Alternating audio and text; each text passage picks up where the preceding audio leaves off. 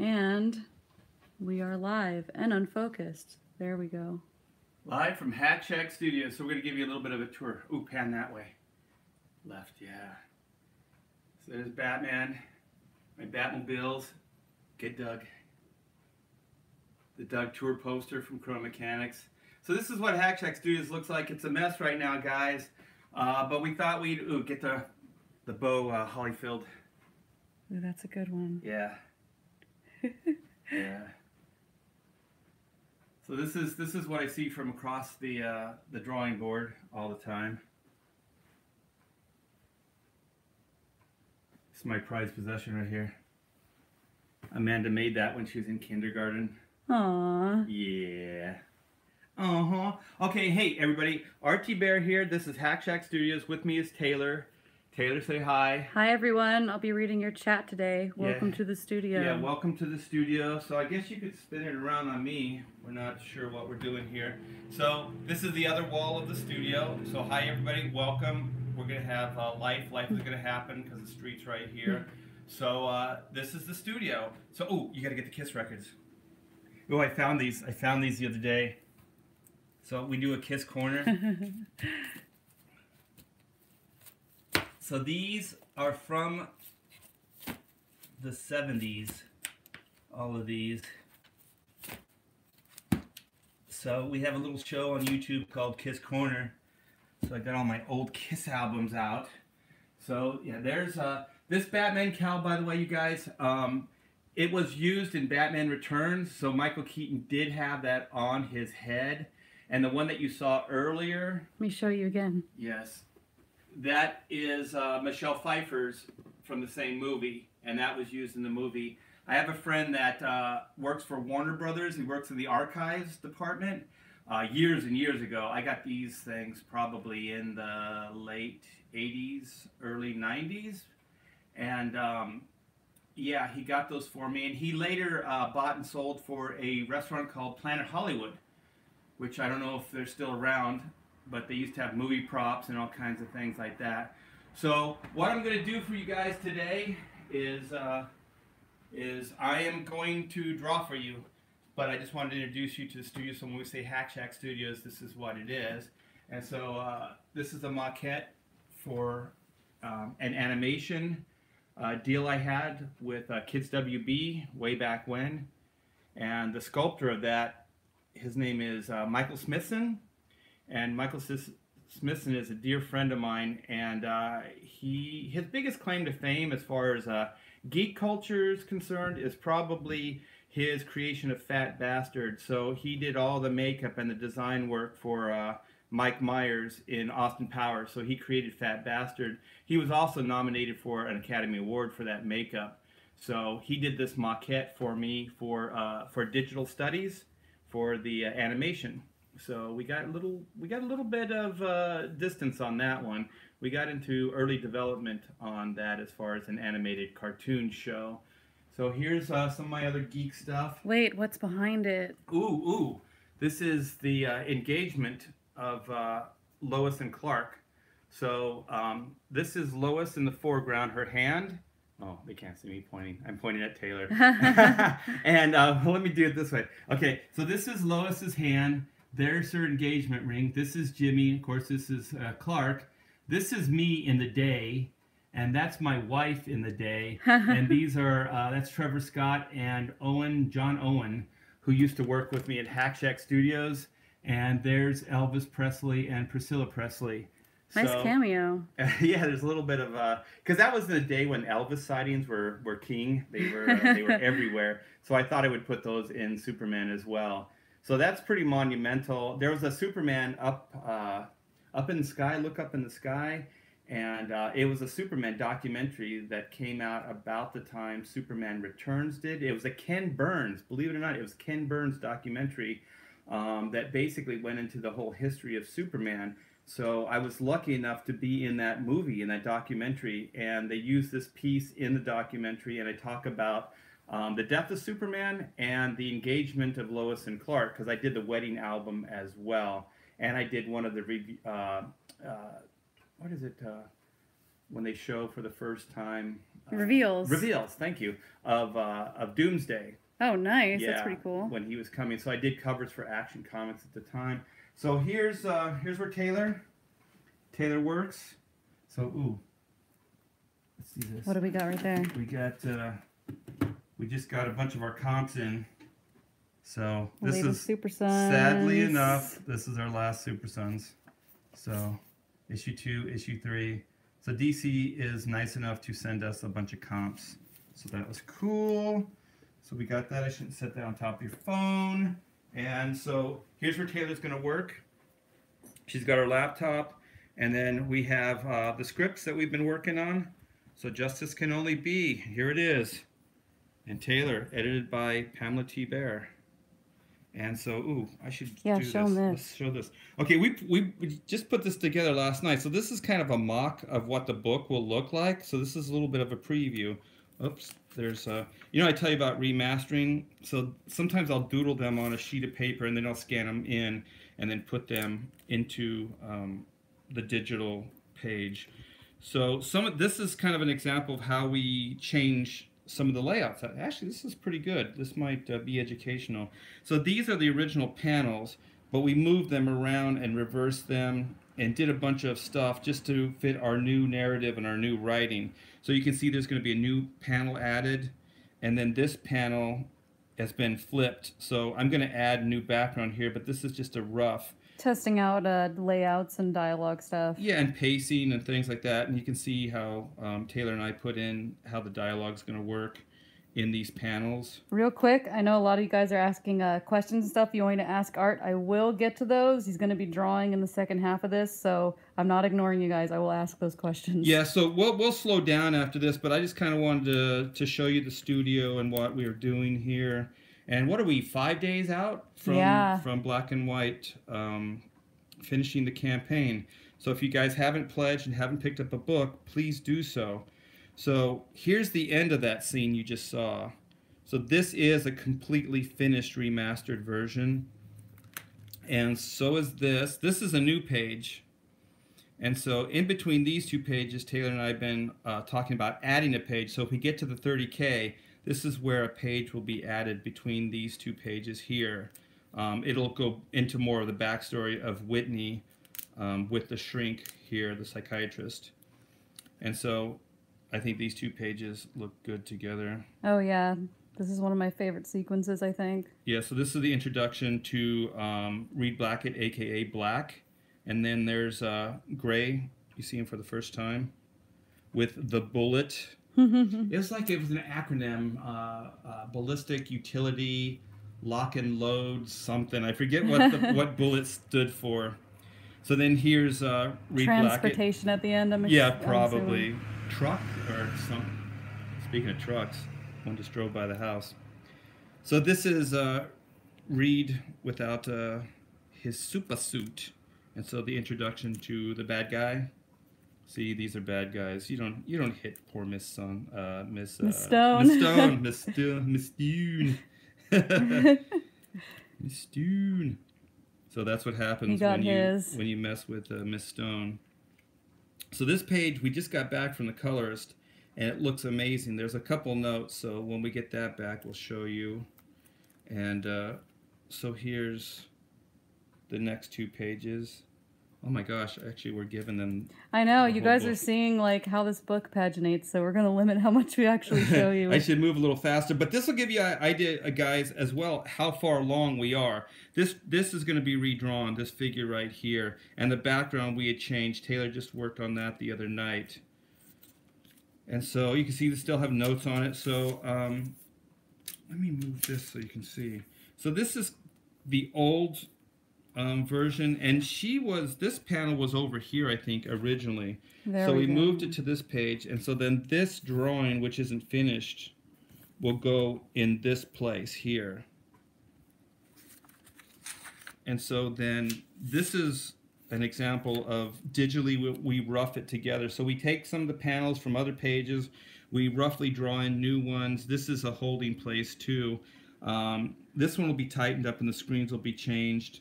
The robot will be tightened up here, and then the background, the cityscape will be drawn in, and the rest of this will be drawn in. So this is a really rough that we throw together, sometimes digitally, sometimes hand drawn, just to do the new layout and to see if the pacing works for Taylor and I. This is how a lot of them start. Yeah, we just got this page back. This thing is awesome. So he's jumping through the screens here. We'll probably be putting this up soon. There's a couple notes that... this is the latest. Yeah, I think that's the latest color page. Yeah, it is. And so this... some of the stuff is like flopped, like his image is flopped. There's a new background that's being worked out here. It's been extended.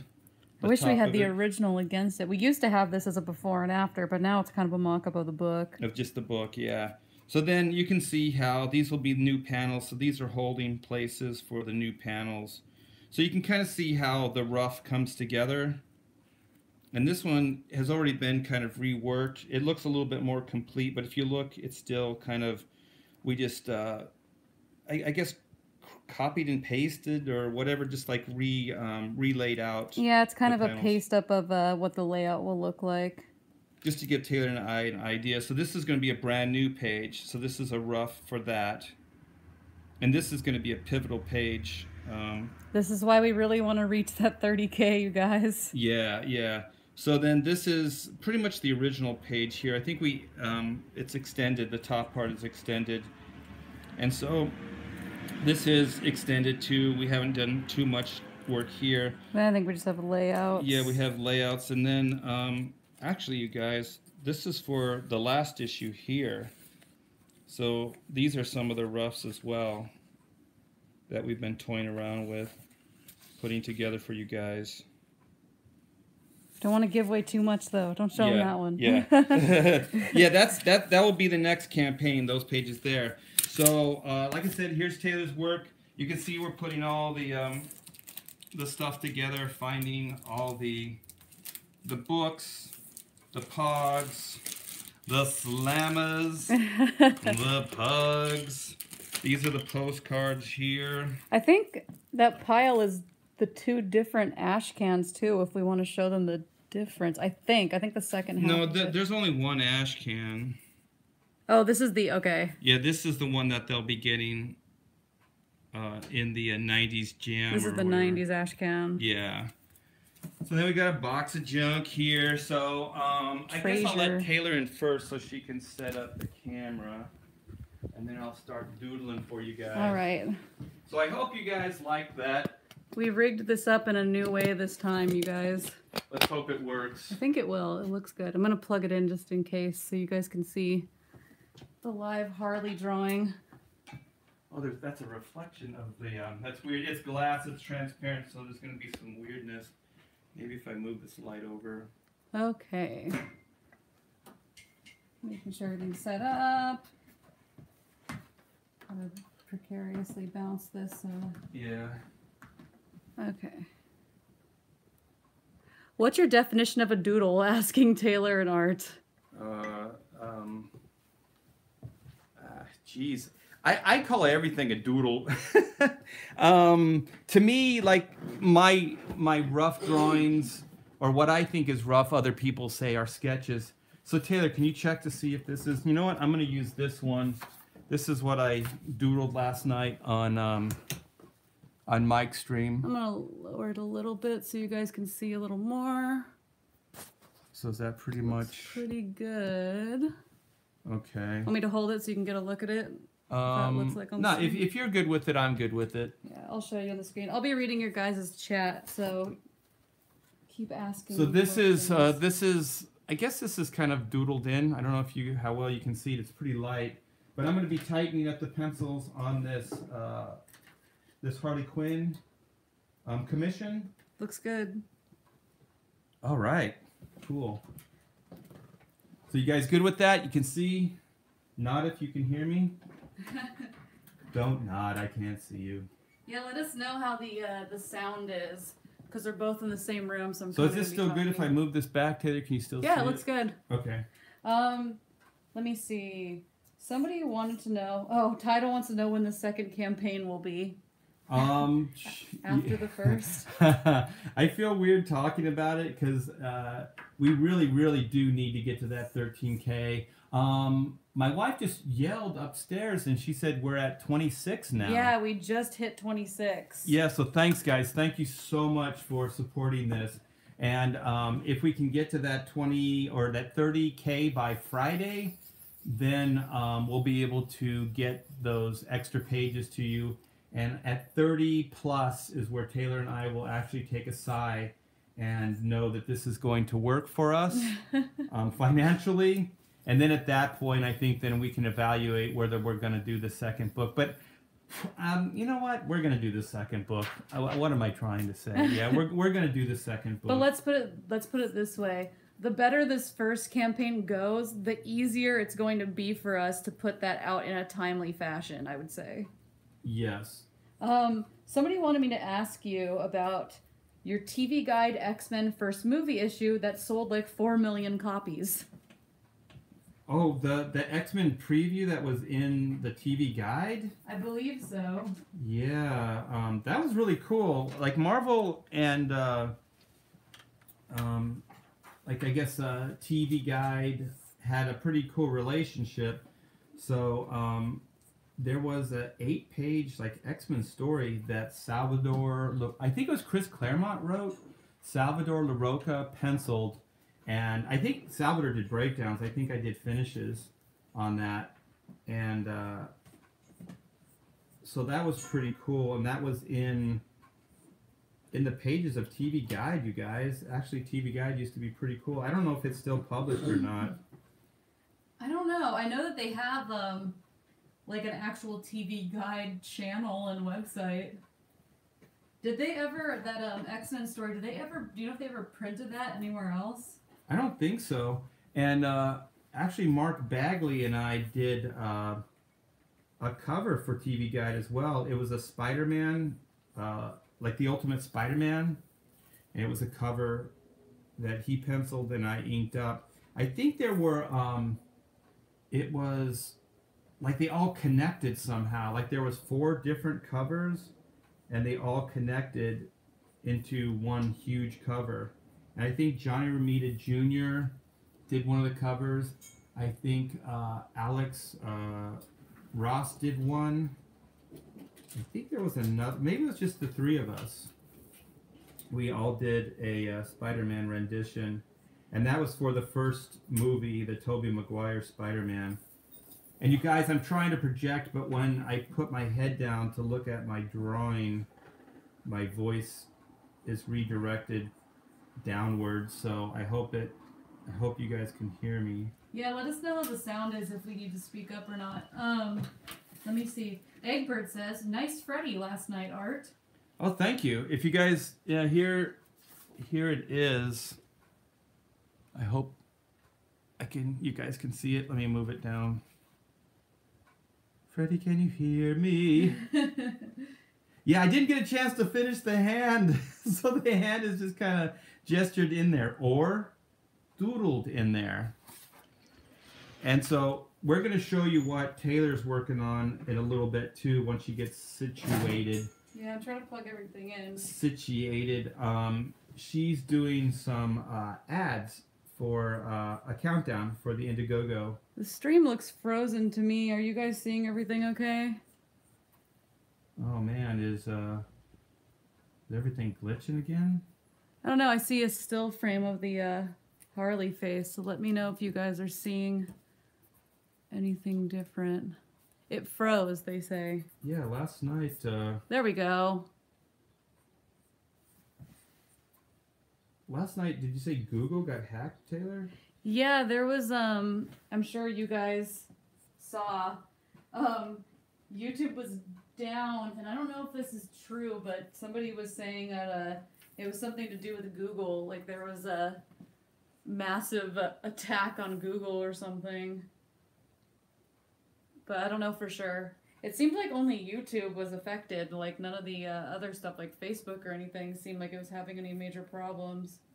Yeah, that's why I thought it was just Google. Yeah, I don't know. Let me see.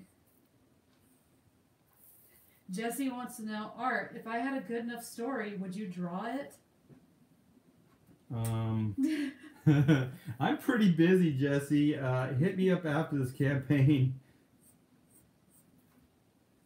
It was a DDoS attack, says the chat. I don't know what that is. I think Pixel Trader's going to come on with us later, and he's a tech guy, and he was going to explain it to us. Yeah, I think we're having him. We're going to have him at around 1. So stick around, you guys. Yeah. So Taylor looks like she's settled in now. Yeah. Or getting there, getting closer. Yeah, I have an extremely old laptop, so after this campaign, I might try to upgrade to get something a little bit more functional. Well, one of the things that we really need to do is get a computer for the studio. We always kid that we have Hack Shack Studios north and south. So we have the upstairs studio where we're at right now, and then we have the downstairs studio where the computer is. So after this campaign, we might do some studio upgrades. That would be nice. That's why I was debating us doing like a Patreon type thing to try to supplement the studio. How do you guys feel about Patreon? Let Taylor know in the chat. Because Taylor and I want to stay in this creator realm, this place, and not go back to the mainstream. So the only way we're going to be able to do that is with support. So let us know how you guys feel about Patreon. I've been kind of on the fence. I don't want it to seem like eBay-ish. But at the same time, we want to stay in this place. Yeah, how do you guys feel about like independent creators using Patreon? Do any of you guys support any particular Patreons? A DDoS is a packet of info too big to digest, so basically internet indigestion. Also, it wasn't really a hack. It just overloaded. Oh man, all those live streams. That is a lot of information. I think about that all the time. Like, how the heck do they let's see. Chat says, store all that? Yeah, I don't know.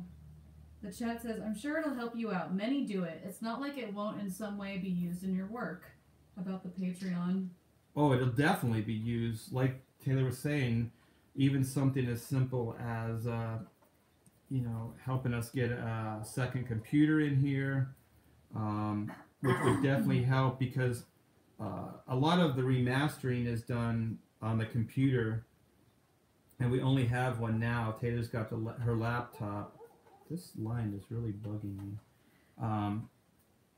But I think it would be better if she had like an actual computer. She could see the screen better and all that other good stuff. Yeah, this thing is jacked, you guys. It gets the job done, so I'm very thankful for it. But the back hinges are broken and it's hanging on. Dead Punk Gage says, Art, what's your favorite version of Harley that you like drawing? Personally, I like the classic animated series version. Oh yeah, yeah. This is the classic right here. I got her. I thought it would be cute to have. It's like her hair's down, so I don't know if you can see this. So instead of like her gesture things going out, they're down like it's like hair coming around her face. So I like the classic, the animated Harley. The movie one. I don't know, Taylor and I talk about this. It's kind of almost like a non-costume. It just doesn't feel, I don't know, it doesn't feel... like her. Yeah. I think she needs to actually be dressed like a Harley Quinn, like an actual, the clown makeup and all that other stuff. There's a lot of it feels like a lot of modernizing, that's not my term, but modernizing of superhero costumes kind of makes them less and less of a costume now that you mention it. Yeah. Oh no, we got a black and white print flying. We got the windows open, guys. It's a nice day in SoCal. An anti-costume, says the chat. Yeah, for an anti-hero. Yeah. Put this black and white part right here. You guys can probably see it. I know I got a transparent table, so you guys probably see my feet. It would be great if you used this setup for Drawn and Quartered, says Brian. Yeah, that's one of the reasons I wanted to try to do this. Taylor and I all morning. As messy as the studio is right now, you guys, you should have seen it a half hour ago. It was a mess because this becomes like the whole house becomes HQ for these Indiegogos. Definitely. So the black and white Indiegogo has taken over the T-Bear household. Let's see. It almost looks like the Arkham series version you're drawing there. I hated the Suicide Squad movie version. I hated the Suicide Squad. Wait a minute. We're not supposed to be that blunt with things, right? Yeah, it wasn't really that good. I think it could have been better.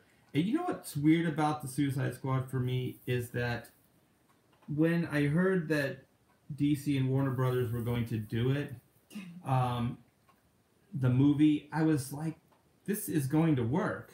Like, how could this not? It's like a heist. Like, these are like heist type characters.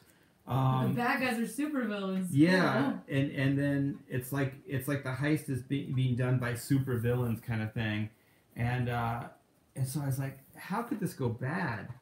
And it did. Like, I'm a sucker for heist movies, and then I was like, well, you're just plugging if they just did like the Italian Job type story or some kind of like classic like Ocean's 11 type of storyline, and then just put these characters into it, because I would have done like something like they had to steal something for the government. You know, I wouldn't have made it so grand the way they did, like with, you know, they had to save the world, because that's like a superhero beat. I think I would have just scaled it down and just did a simple, you know, that they had to steal something for, was it Amanda Waller? Is that her name? Yeah. And the government. So since these guys all have like unique abilities and things, that they end up having to steal something back for the government. And of course they're stealing it from really bad guys, you know, badder than they are or worse than they are. It was also kind of like really false advertisement that they advertised the team with photos of the team, and Enchantress was a part of it, but she wasn't a part of the team. She was a part of the team for 20 seconds and then was the bad guy. There was a lot of promise there that they didn't do anything with. I just thought the scale got too big. Like Enchantress, like it got all supernatural and big, and I don't know. It just felt weird to me. Yeah, I agree. I thought the scale should have been smaller. It should have been more, like I said, just kind of a cool heist movie with supernatural and like super powered characters. Denali asks, RT Bear and Tag, do you think the success of Nolan's Dark Knight trilogy hurt the development of the current DC movies? And then he says, Patreon is good to have, especially if you send exclusive prints to supporters. It's not a bad idea. How about a print of this? Harley Quinn! So what do you think of that, the Nolan's Dark Knight trilogy hurting the development of the DC movies? I kind of agree on one hand that Nolan did a really good job of bringing it into like a realistic, or as realistic as these ideas can get, kind of setting. Excuse me, and hold on for a minute. Yeah, I'm sorry, I keep clearing my throat too. Yeah, I just took a drink of water. Yeah, so he did a really good job, but it was kind of a world unto itself. Like, it wasn't like they were trying to make a bigger universe. And I think if you could contain these ideas in a small universe like the way Nolan did, I think they work. Like that kind of more scaled down, realistic version of Batman. But then I think the problem becomes when you try to create the Marvel or the DC universe like the Marvel universe did. Yeah. Because Nolan's universe doesn't really it doesn't really lend itself to An expanded universe. yeah, I like guess. Superman or any kind of real super powered characters. So I do think that they were probably trying to tie it into some kind of realistic Nolan template, but I think it was a doomed idea from the very get go, because I think when you create these cinematic universes like what Marvel did, I think you have to take all the characters into consideration and how they're going to affect that reality, and Yeah. how they interact, and because you can't, it's hard to believe that something like Superman really wouldn't impact society, Oh yeah. and how like the Flash and all these other characters, and then how they would interact with each other and things like that. Because there's a lot of different things at play. Because there's supernatural. There's what are the three different ways you get your powers? Accident gone wrong, or like an experiment gone wrong. Aliens, and then vigilantes. Is that Yeah, the three street different level. types? So you have to figure out how to make all those ideas work in a coherent universe. So I think when Zack Snyder got involved, he tried to make it a little bit too reality based, and I think he failed horribly. And he didn't. I don't think he had the hope. I mean, they kind of said the S is for hope, but I think that was just a way to make it seem less depressing, because I didn't see any actual hope in the movie itself. Agreed. And so, yeah, I think the DC characters work best when there's a lot of hope. The DC characters seem very transparent to me. Like, the Hall of Justice is kind of like they even give tours, like the White House and stuff, to people. So the Justice League seem very transparent, very upfront. Mm-hmm. Very what you see is what you get. The Marvel, there's more clandestine and hiding, and who are the Avengers? What do they do? That type of stuff. But the Justice League always seemed like they were more like, what you see is what you get, kind of thing. There's no hidden agenda. I think, yeah, I agree. The way the Nolan movies are made, they definitely make it seem like Batman is the only superhero in that world. Like, it is Batman's world. And, also, like Art said, it's kind of, I don't know, Zack Snyder did make a movie that was based in reality, but it was his reality, and I don't know if that reflects the actual world. Because his reality, as we've seen through his other movies, is kind of strange. Yeah, I read an article where it said that he doesn't really believe in altruism.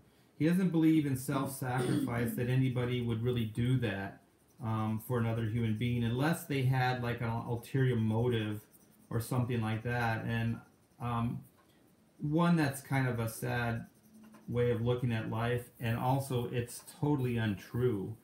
I would, without hesitation, give my life for my wife or my child. No question asked. So, and there's people that sacrifice themselves for strangers. Oh yeah. As well. So I just don't think he's correct, and I just don't think that's a good fit for a DC Universe character, because that's Especially just a Superman. yeah, it's just not what they're about. It's not what a hero's about. There's kind of this really weird philosophy I think he subscribes to, and that I've heard people talk about, where it's like there is no true altruism because everything is for, I guess, your own benefit. And like the only argument I've heard made for like actual acts of art, like altruism, like people saving strangers, they're like, oh well, it's the satisfaction of making them feel like good people, and it's like, that is altruism. That's not selfish. Well, I mean, you can be cynical and go, oh, a soldier that sacrifices his life for freedom, or how do you explain 9/11? Like, are you just cynical and just go, oh, it was their job? It was their Some job to people. run into a burning building. It was their job to take a bullet. Like, I know it kind of is. But why do they pursue that job? It's a very dangerous thing to do without having some kind of altruism. Because, like, when you think about it, when you say it's a job, it's implying that they're being paid. And it's like, well, what kind of price can you put on somebody, like, putting their life on the line? Yeah. Like, yeah. I mean, I don't know. It's just kind of weird to me. Like, yeah, part of it is that they are being paid, but there is another side of it. Like, there's a lot of things you can be paid for that don't. Yeah, that don't involve self-sacrifice.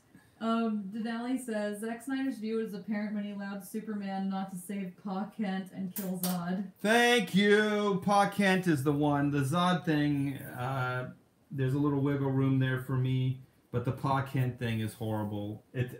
To me, I'm just gonna be blunt. I don't care anymore. It's absolutely disgusting. Okay, you guys. Here's the question. If you could save your father from a horrible death, being torn apart in a tornado, and you could do it, and you could probably do it without being detected, because he can also move at super speed. So he could probably go save Pa Kent and get back to that crowd before they even could blink their eye, right? So he could do that, but he let him die. Could you let your dad die? I couldn't. If I had it in my power to save my father, or anyone else for that matter, I think I would do it. Like, and then he saves multiple strangers in the movie, but I guess his dad said no, so he respected that. He ties a truck in a knot onto a power pole. That would be more revealing. Because the guy was rude to him. Like, he didn't even hurt him. Like, that guy could never... He shoves him, but, like, he could never even hurt Superman. You don't think there's going to be a billion pictures of a truck wrapped, like vertically wrapped up on a power pole?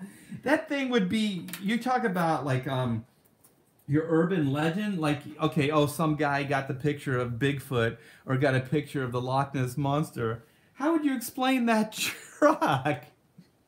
Well, I don't know if you saw, Art, but there was a picture from the set of that movie, and it was a picture of the truck, and it actually got spread around virally on Facebook of people claiming it was from, like, the hurricane, and people believed it and were sharing it. Okay. So even the fake image got some traction. So I guess you could explain it, yeah.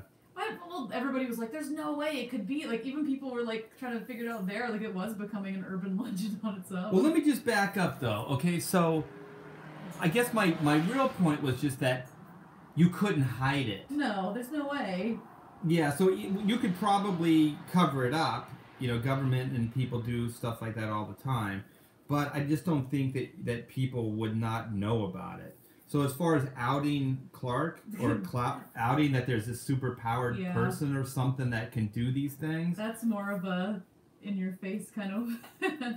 Yeah. Denali says, Zack Snyder should have read Morrison's Superman All-Stars. Did you read that, Art? All-Star, Superman All-Star... that was the line that DC tried to do that was like the ultimate line. Yeah, that was great. Because that was... Remember the Frank Miller, Jim Lee stuff, Taylor? Was that where he, like, traveled around the U.S.? Batman? I was thinking, no, the All-Star Superman. Was that the one where he traveled around? There's a lot of stuff going, but the reason I liked the Morrison, guy who was the penciler, jeez. All right, you guys, who was the penciler on that? He did that run on X-Men with Morrison as well. It was a great Superman. Frank Quietly. So Frank Quietly did the art, and they got back into kind of an old school, like, sci-fi. Oh, I didn't know Superman. Yeah, it was really cool. And I think if I'm not wrong, I believe that they kind of made Lex. He was a criminal, but he was still kind of like a mad scientist character. I don't think he was a big businessman in that. I'm not sure though. But they would do stuff like cool stuff like the old school Superman where he would like hang out with Lois, and somehow like what was it? It was like the wreckage or something of the Queen Mary. Like they had dinner, like a really romantic dinner on the was it what was it? The Titanic or the Queen Mary or no? I think it was the Titanic. It's cool because like then he's having like a personal relationship with her, but he's doing something that really only he could do. Right. Which is interesting. Yeah, and there was more of a science fiction aspect. I always kind of liked the old school Superman that had this science fiction angle. Let's see. Denali, I guess the storyline he's referring to in particular is the storyline where Superman was dying and he was making his peace. Was that in that All-Star? I only read the setup to that, to be honest. I don't know how many issues, if it ran a year or whatever. I think I only read the beginning parts of that. So if that was towards the end, I did not read that. That definitely sounds interesting. But it was a great series. It really was. Brian says, and Brian's referring to back to the Zack Snyder movie. The way they wrote Pa Kent was horrible. He basically told Clark to let people die and to not reveal his powers. Yeah. Yeah, he did. The exact opposite of the Pa Kent in the comics. But then he sacrificed himself to save a dog. Yeah. What a hypocrite. I guess that's more important. He left his wife alone to take care of the farm, which was an impossible task. And that you got to see in Justice League how impossible it was. And then the son dies. So she's really alone. Yeah, she doesn't. Well, maybe she still had the dog. I don't remember seeing the dog in that movie either, though. Oh no. That dog was an adult when Pa Kent saved it. It had like 5 years left at most. Oh, that's awful. Poor Ma Kent. Yeah, me and Art, when we were in the studio, probably talked about Man of Steel since we first saw it about 1 million times. There's always something new we can find that's bad about that movie. Yeah, that movie, I'm not even going to mince words anymore. It's disgusting. That movie is absolutely disgusting. I hope I'm not stepping on too many toes, but that's personally how I feel. I used to try to tread water on it and be nice, but yeah, that movie is really sad. I've never wanted to see it again. Gage says, Clark kind of outed himself when he saved the bus full of students, but his father was the one who questioned whether or not he should. Yeah. Also, yeah, should he have let all his friends die? Was it Lana on that bus too? Yeah, the entire, because that's like, I assume Smallville's a small town. Every kid in town would have died. And then like, wouldn't that would have raised more questions? Because he says, oh, should I just let him die? And he says, maybe. And it's like, don't you think it would have been more suspicious if every kid died except yours? Yeah, like wouldn't everybody in their grief be like, why did the like Kent's kid live? Like what's there's something weird about him. He's the only one that lived. And then if they would have found out he had powers, they'd be enraged he didn't save their kids. Yeah, I thought it was kind of an interesting dilemma for the dad, like, because the dad knows the bigger picture and knows that he can't control the secret anymore, and so he's kind of struggling with sharing his kid in a bigger way with the world. So I do understand the question, but I didn't like the resolve. Like, he should have maybe had the doubt, like, I don't know, and then he should have come back to Clark later and said, you did the right thing. Like, he should have validated the kid. Like, once again, if my kid saved her classroom in some heroic way, I don't think I'd go, maybe you should have let them die. Like, I think I would have went, especially wow, after you're one a of hero. the kids' mom shows up at your house crying and thanking you. Yeah. Like, she was like, he's an angel, like, he saved everybody. Like, she was so thankful. And she didn't say it in a negative way, like, I'm going to turn you over to the authorities. Like, she never threatened them or anything. She just said... She was grateful. Yeah, she was really grateful. And she was actually saying, like, it was kind of biblical, like he was an angel. So I don't know if somebody came up and said, "Hey, your daughter's like an angel, and she was looking out for my kid." Yeah, I wouldn't look at that as a bad thing. Sorry, I'll make sure she doesn't use her powers. Yeah. Nick says, "Would you keep the dog after that?" I don't know. The dog would remind me of one, my husband's death, and the other, because eventually, gosh, what was it? It was in Batman Superman. Yeah. That he ended up dying. So yeah, that would be hard. Every time you look at that dog, you just think, that's horrible. Yeah, that's bad. Pocket was worried about the whole world not understanding what he was. Yeah, I know, but come on now. But the whole thing, like, I really do like the Spider-Man theme. Like, great powers comes great responsibility. So if you, okay, like, let's just scale it down. Like, let's just say you could repair cars, and you do it really well. Like, there are people that are almost supernatural with mechanical stuff. Okay, so they're just kind of born that way. Or somebody who can draw comics or write comics or do whatever. Don't you kind of have an obligation to share that with the world? Because that's like, not everybody gets these gifts. Not everybody can do certain things.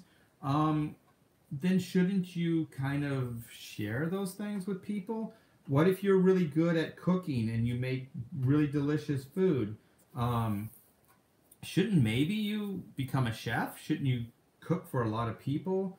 I don't know. For me, like, that Superman thing just comes down to that. It's not even that complicated. It's just, okay, you can fly. You have super strength.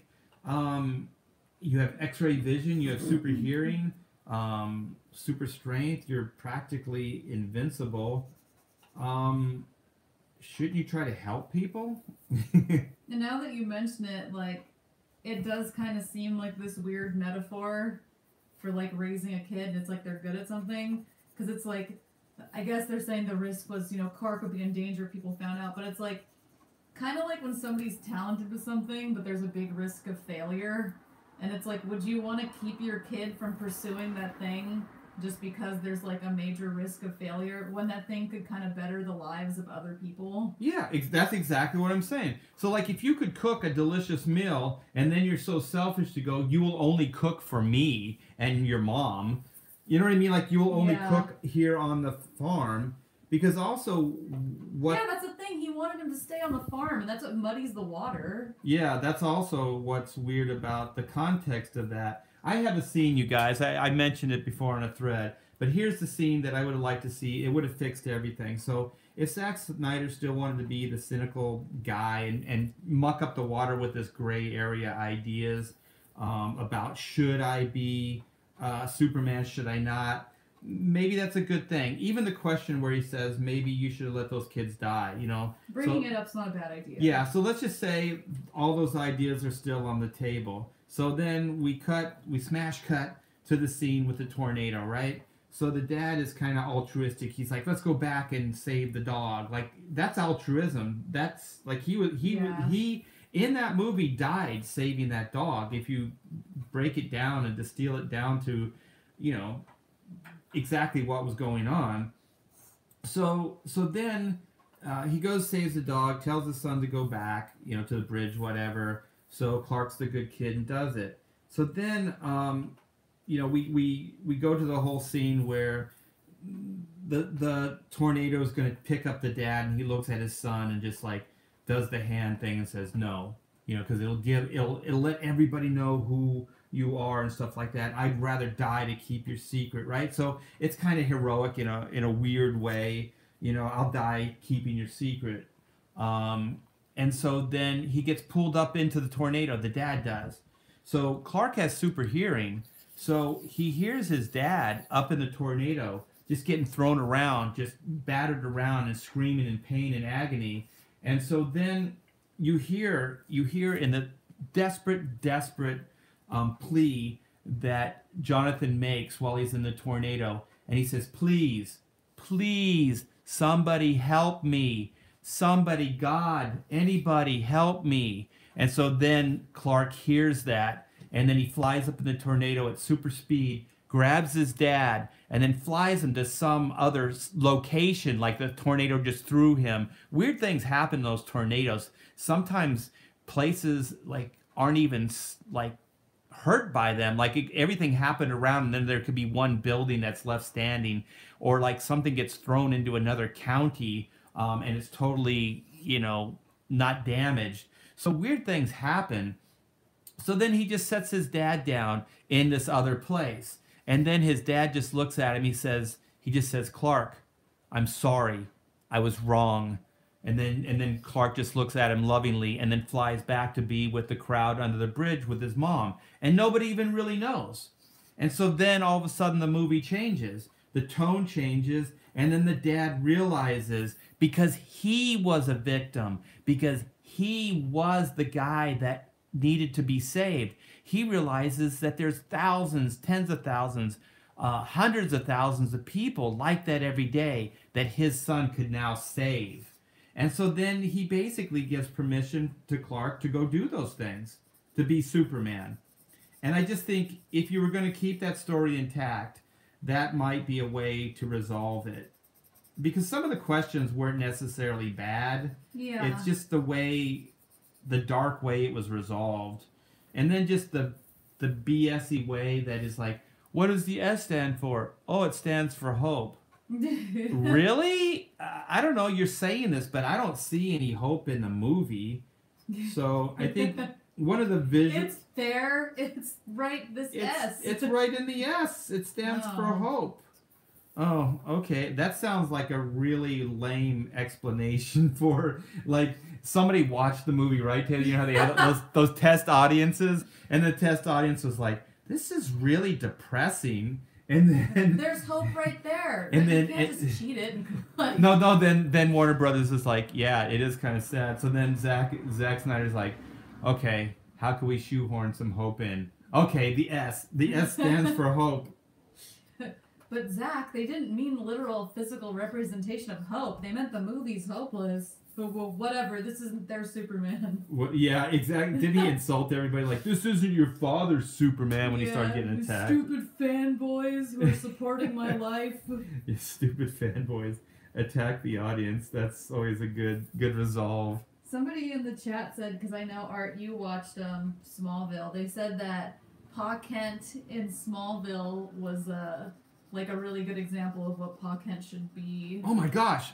I'll tell you, that series did a lot of really good things. It did some bad things too, but casting that, I forget the actor's name, he's the Dukes of Hazzard's guy, making a younger Ma and Pa Kent, and then casting that guy in that role, it was really, really good.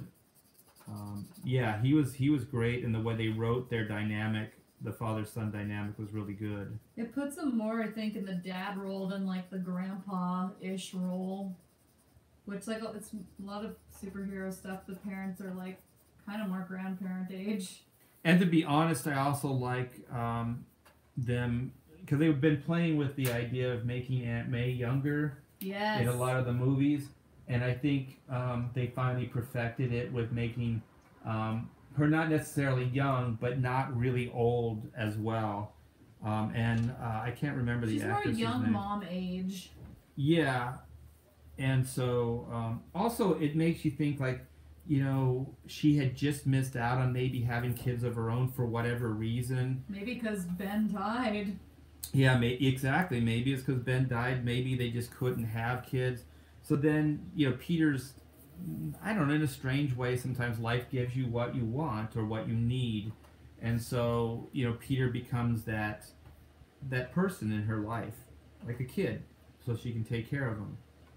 Yeah, I think that's a really cool observation. I think it opens up to a different context, like you were saying, of their relationship and also of that character's life, because we know that she's younger, so you can kind of assume that Ben was younger, which kind of gives the context that, like, when Peter lost Ben probably was more like a dad than a grandpa to him. Yeah, and he was more in the prime of his life versus the end of his life. Yeah, when they lost him. So it's more tragic.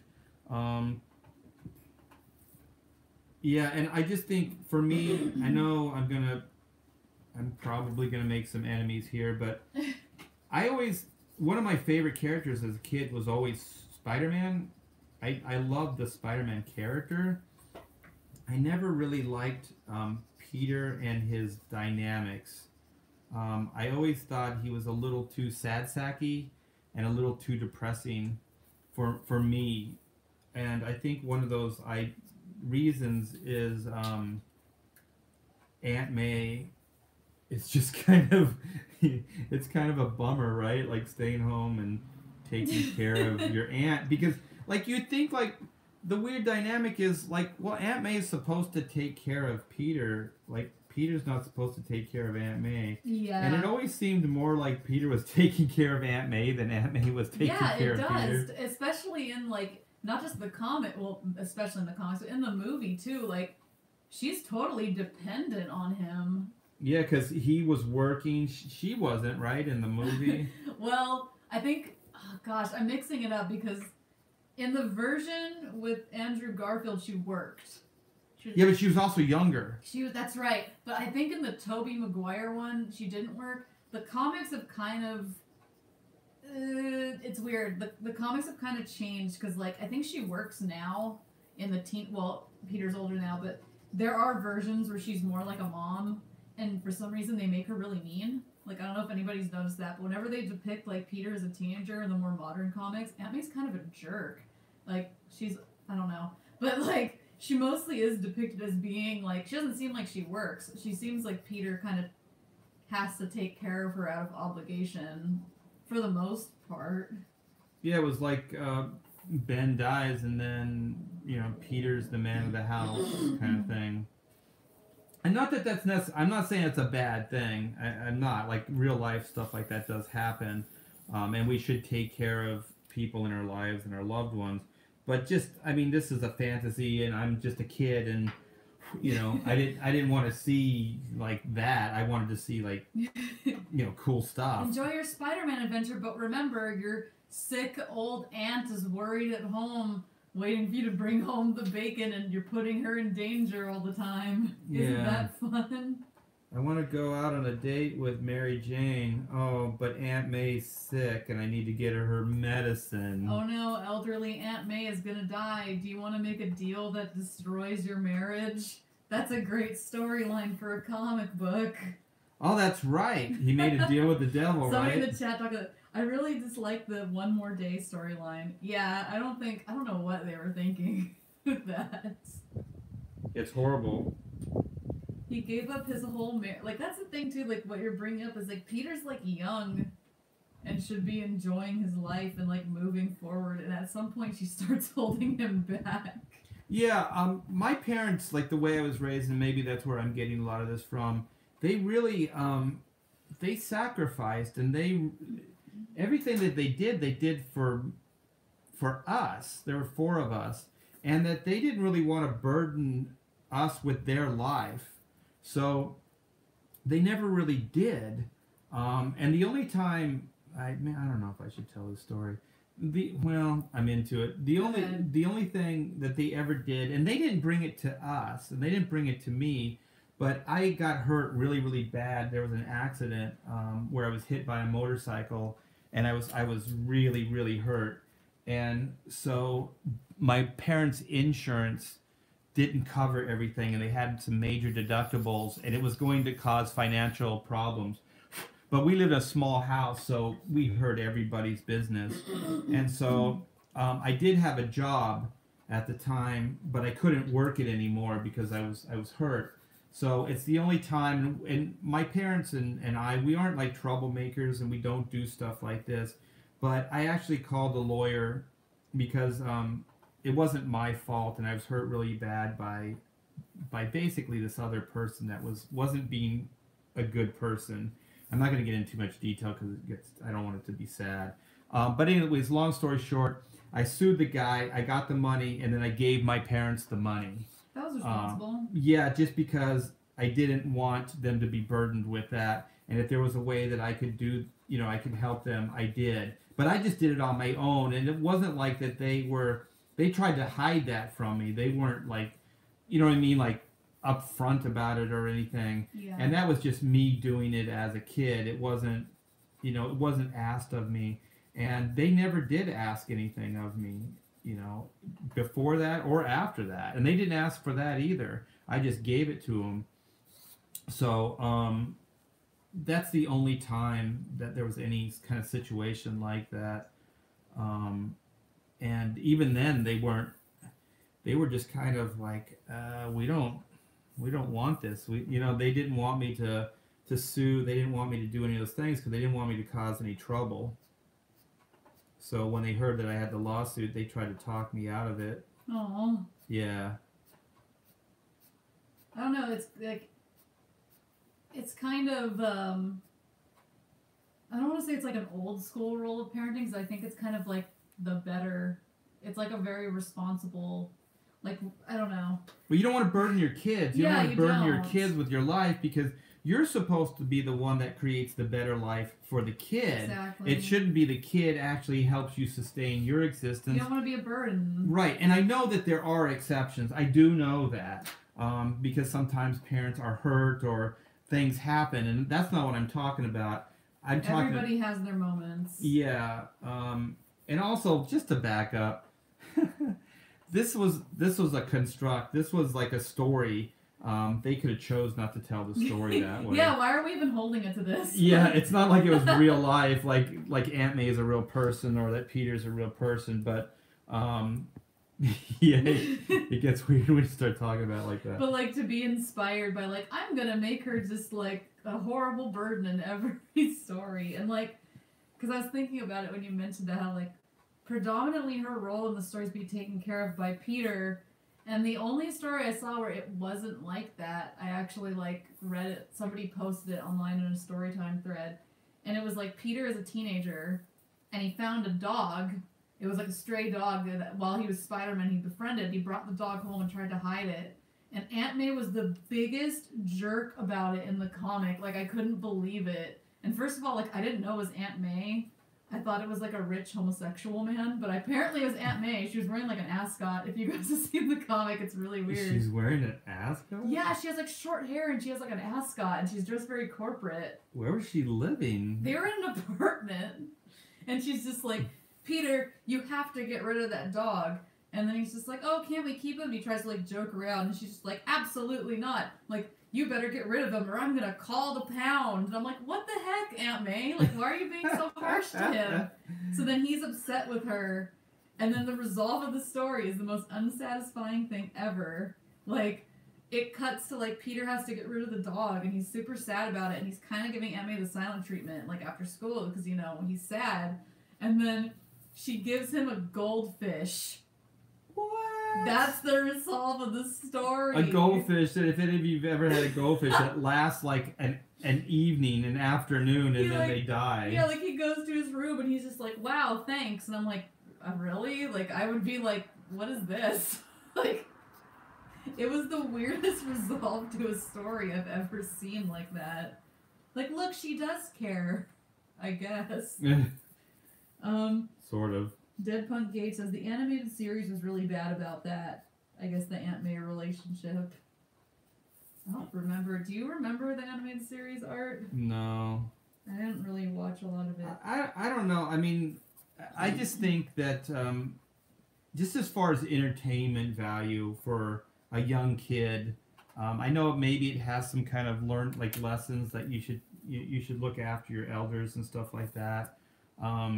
But maybe it was the writing just got a little too Aunt May can't take care of herself or whatever, you know, when I was a kid. But, yeah, I just didn't really like it. That kind of feeds into, Denali said, the reason why we are talking about this is because it affects us and informs us about the values of our culture. Kids read these stories and are getting told that values are important.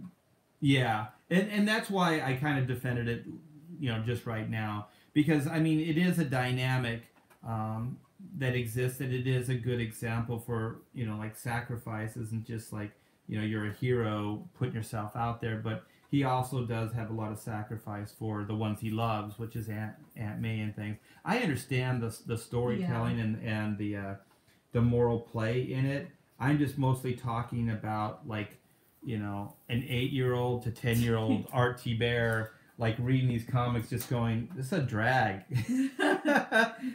So I always just bought like Marvel Team Up and any other book that had Spider-Man in it that didn't have like Peter Parker stories. Yeah, didn't have Peter Parker stories, because I just like the Spider-Man stuff. Nick says, "Yeah, remember, life sucks. Now get back to your friendly neighborhood, Spider-Man." Exactly. Yeah, it's a weird dynamic, but I do understand the moral play, and I do understand that it's not bad to have in these stories. Somebody also said, because we were talking about like how you brought up Peter kind of being held back and being like, oh, Peter wants to go on a date, but he can't because Aunt May's sick. And someone said Peter would probably mess up the date anyway. And yeah, I think we've talked about it before, but like the way Peter has been written is he's kind of a loser. Yeah, that actually adds into it too. Yeah, that's a good point.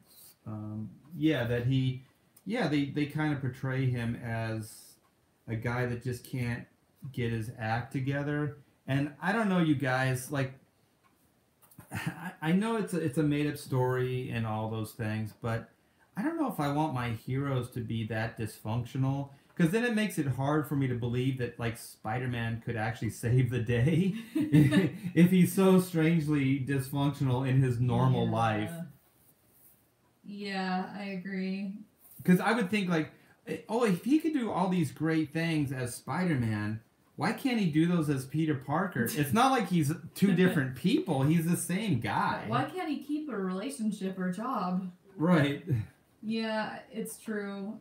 I think, do you think they do that to try to make him seem more relatable? Like, what do you think their motive is of doing that?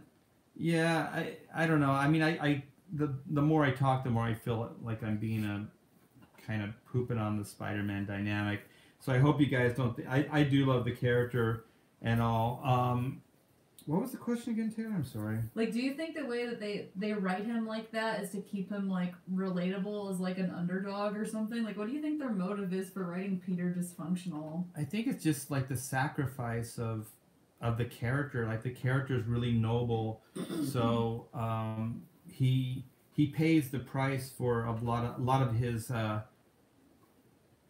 being a hero. It's not that easy for him. So maybe it's actually a backlash, because I do think, because he has a lot of the Superman color schemes and stuff, and I think that there is the whole, like, newspaper. There's a lot of, like, Superman aspects to Spider-Man. Yeah. And maybe part of it is just that it's a backlash to Superman, who could do everything. So it's like Spider-Man has all these abilities, but he fails miserably at that one thing, which is just his life. That's a really good point. So where Clark seems to... It's almost like Clark chooses to be dysfunctional, like, so he can cover... Like the old Superman, like, he would mask it being kind of dysfunctional or, like, mild-mannered or whatever. But Peter wasn't really an act. Peter kind of really was that guy. Yeah, actually he is. That's funny. So maybe it stems from that. I don't know. I don't know. That was a really good observation. I wonder if they thought about it that deeply or not, because that would be clever. Oh, I guarantee you that that when Stan and those guys were coming up, that they were looking at those DC iconic characters. They were definitely doing that. Dead Punk says he's kind of the way that Barry Allen is on the TV show in that way. I don't know. You watched the Flash TV show? I watched the first season, and yeah, it did get a little. Because doesn't Barry date the cop's daughter? Iris is the cop's daughter in that version, right? Yeah, I think so. Wow, that's really Spider-Man-like. Yeah, that's where I was going. Yeah, exactly. It's also, like, now that I think about it, because Barry in that show is, like, he's younger. And, like, I think depicting Peter as being kind of, like, kind of downtrodden, having like everything fall down him, works for when he's young, but the comics aged him up, and it's not cute anymore when he's in his 30s. You know my favorite take? I don't know if it's Peter David. I don't know who wrote it at the time, but it was when Peter was teaching at a university. He was a teacher, so he was a mentor now, I like and that. And he was using his intelligence to benefit him, not just as Spider-Man, but in life as well. So I always thought what was weird about Spider-Man in the comics is that he's also really intelligent. Yeah. So it also gets me into that place where it's like, well, if he's really intelligent, how come he's kind of really dysfunctional? He can't figure out his own life. Yeah. But I like the idea that he was profiting off of his intelligence, that was his gift, and he was still sharing it. Like he was not just being a reporter and getting beat up by J. Jonah Jameson, trying to make ends meet so he could take care of Aunt May. This one is like he's actually sharing his knowledge with young people and trying to educate them. Yeah, that's a good role for him, I think. So then he's doing good on both fronts. Tommy says the best part was when Peter and MJ were a young couple. I think most stories about relationships are always best in the beginning. Yeah. Let's see.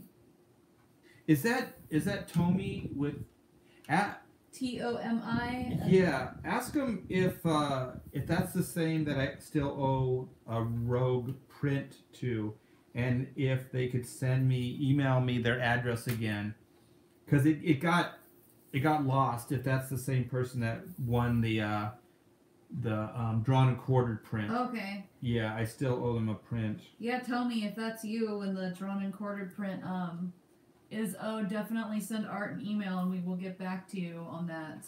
Yeah, I just somehow I get with the Indiegogo, you get a billion emails now, and somehow it got deleted. I looked for it the other night and I couldn't find it, so I'm very sorry about that. Definitely hit Art up after that. Let's see what we got. Everybody's talking about Spider-Man.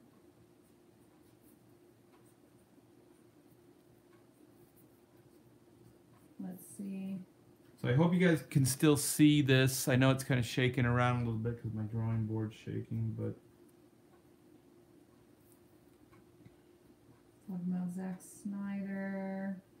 Hack Snyder. Zack the Hack. They did a version of Peter Parker in the 90s, animated Spider-Man in the Spidey armor, but he was overconfident and reckless and made more mistakes than usual. Oh, that's the animated thing you guys are talking about. That's interesting. Yeah, I don't know. I'm not a big fan of, like, when Peter's depicted as an older guy.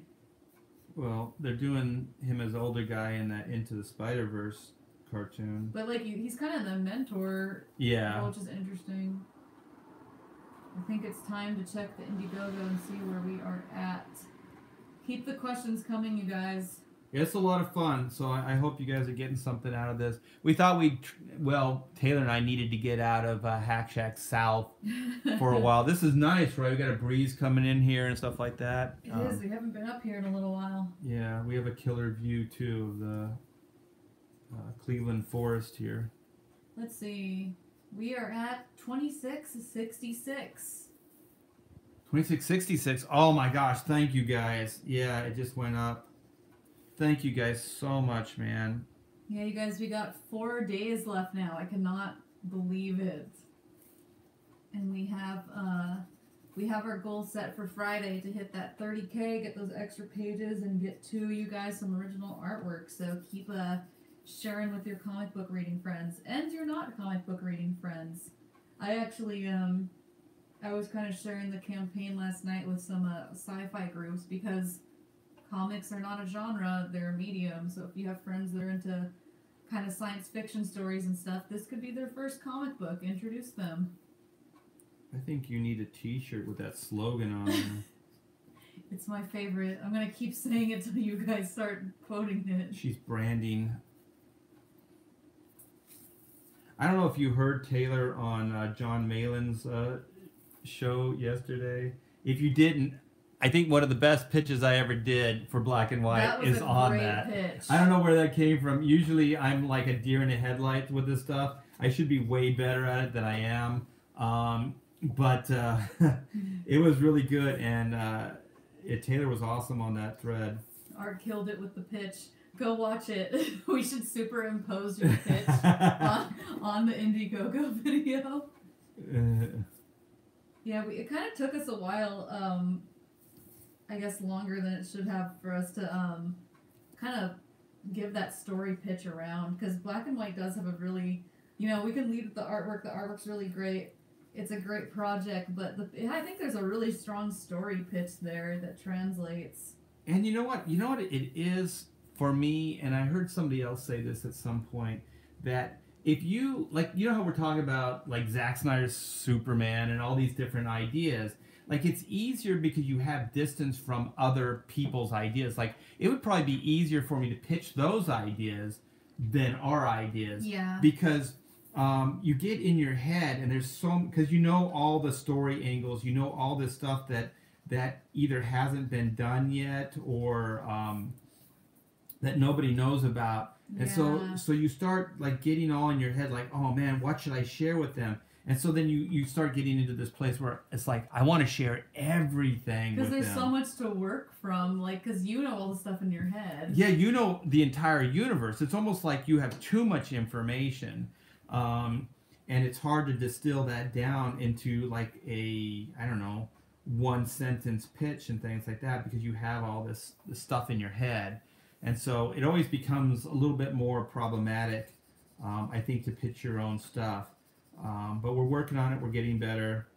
I think I always work better in a long format or forum like this, where I could stumble around and explain things versus having to be too precise. More conversational, more casual. We feel like you guys are hanging out with us.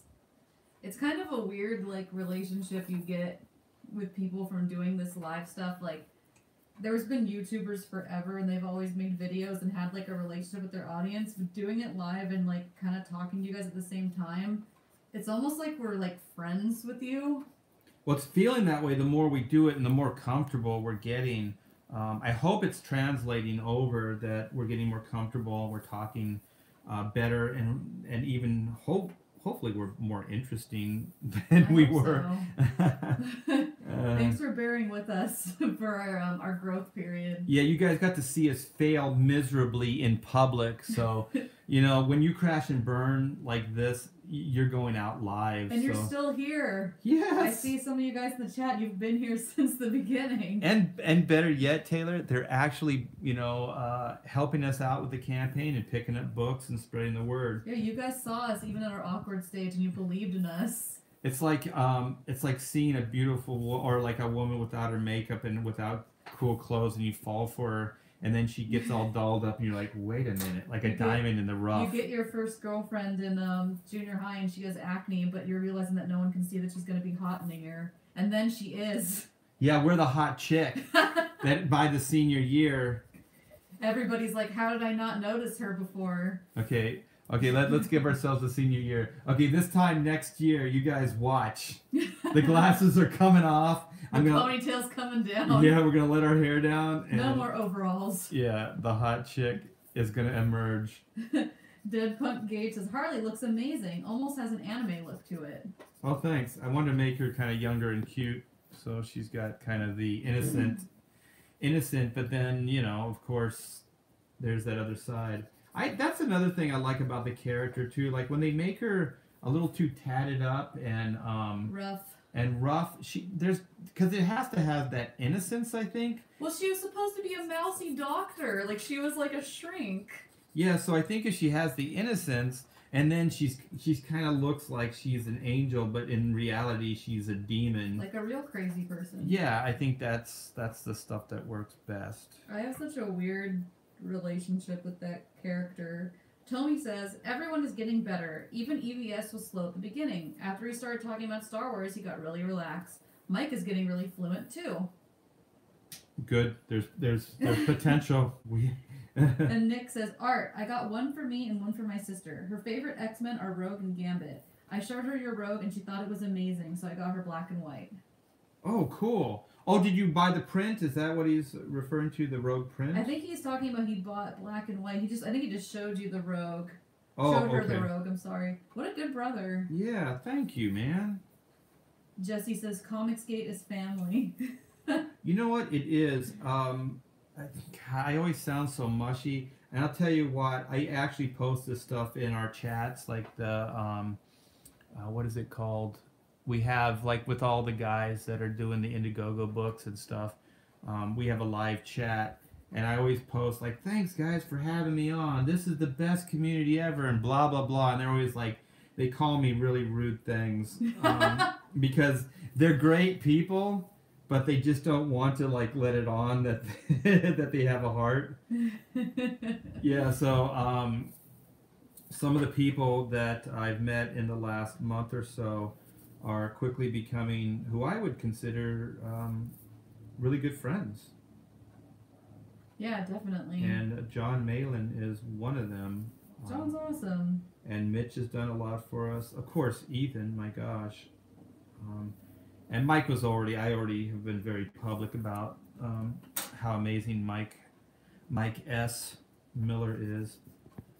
I think all I have left is some lip detail here. Let's see, we're at 12:30 now. Pixel trailer, we're going on around 1, I think. Yeah. Should we end soon? Let me finish up. Maybe I can finish up the pencils here. Yeah, why don't you finish it up? Take your and time. then we can have lunch, and then we'll be ready for round 2.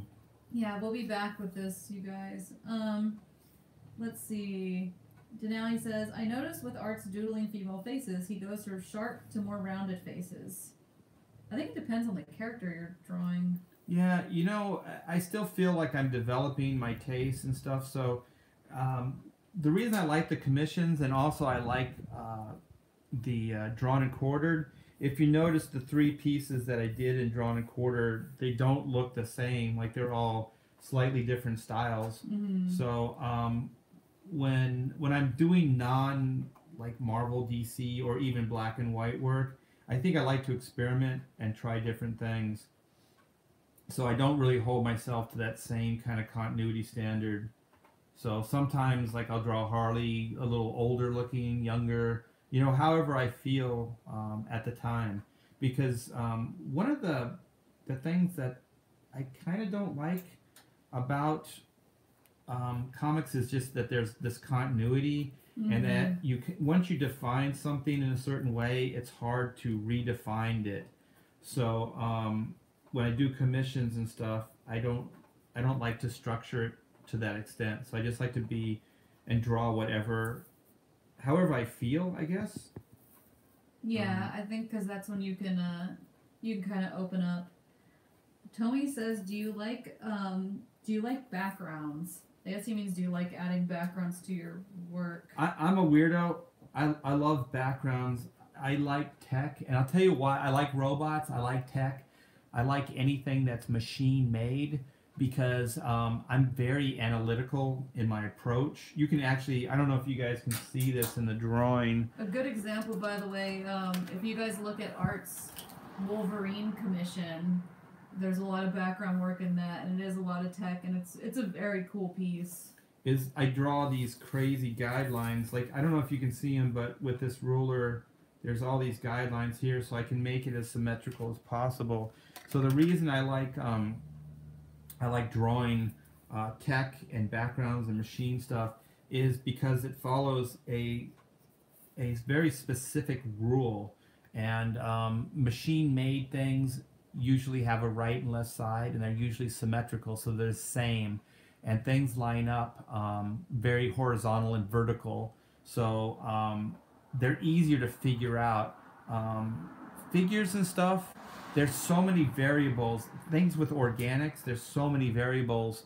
You know, action, reaction. Like if one piece of the, like an arm moves, the shoulder and the pecs move with it, you know, depending on how extreme it is. And so there's a lot of variables in in an organic, like a figure or an animal or something like that, versus like tech. So I do like tech backgrounds. I like organic backgrounds too, like trees and stuff, because I can just throw stuff down and not be beholden to structure. But I guess when I mean like organics is mostly figures and stuff. They're still very challenging for me.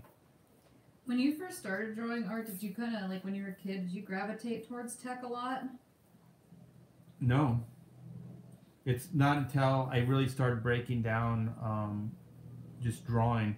I always thought like I was more of like a sketchy guy. And I do initially, like when I do my initial drawing, it's pretty messy, but I almost instantly then come in with structure. So I think I'm probably more of a structuralist than I am kind of an organic artist, you know, with a lot of sketchy lines. That's interesting. Sticky Wicked wants to know, Art, what was your take on D&Q last night? I joined late, voting was getting ready to close, so I just voted for Art without seeing anyone's work. Oh, thank you. Yeah. I'll put my piece up again. I'll let you guys. I don't know. I you know, when you have perspective, I hope this is lined up. Yeah, can you see it good? Yeah, maybe bring it up a little closer to the screen briefly. Over to the left? Yeah, there Okay. you go. Yeah, the hat's a little too tall. You know, it should be smaller. And I didn't really get too much time to develop the hand here and the glove down here. And then this hand is definitely just kind of gestured in. But the face I thought came out really good. I kind of like just the brush way I did the his like knitted shirt or his sweater, and I like the way the watercolor or the ink wash looked here with the little squiggly whiteout pen. Pretty cool. So I think if I would have had maybe 15-20 more minutes on this, I could have brought it together in a way that I liked more, I guess. Is that piece for sale? Yeah, if somebody wants to buy it. If you guys want that Freddy Krueger in time for Halloween, definitely hit us up. Art has a original art site, artbytbear.com, and there's a contact through there if you guys want to get your hands on that. Yeah, and just DM me. I'm not sure I'm going to put it up, so it might be better if you just direct message me through that same site, because that will go right to my email. So if you go to the Art by T Bear site, there's it's a contact, right? It's, contact form. A contact, and then you can just send me an email if you're interested, and then we can work out the details. Nick wants to know, Art, would you say that you work in layers? Yeah, I never really thought about it in the term of layers, but if I understand what you're saying, what I do is I'll do my real rough like sketch, and then let me see if I have some stuff here. I saw some drawings I had laying around. Then I come in and tighten them up. So this would kind of be like a looser version of that white drawing that you saw earlier. So there's that. And then this is also a remastered of gray. You did a video with that one, right? Yeah, that one's tighter. But here, maybe you could see it here. So this is kind of like a loose thumbnail, and then this is me kind of tightening it up with a brush. And these are some of the first. Actually, I don't know if we posted these yet. This is some of the first redesigns of White's her outfit and her new look. I think only our for the newsletter remastered subscribers got a peek at that one. Yeah, so here's kind of a sketchier version. Let me see what else I have here. I thought I had more.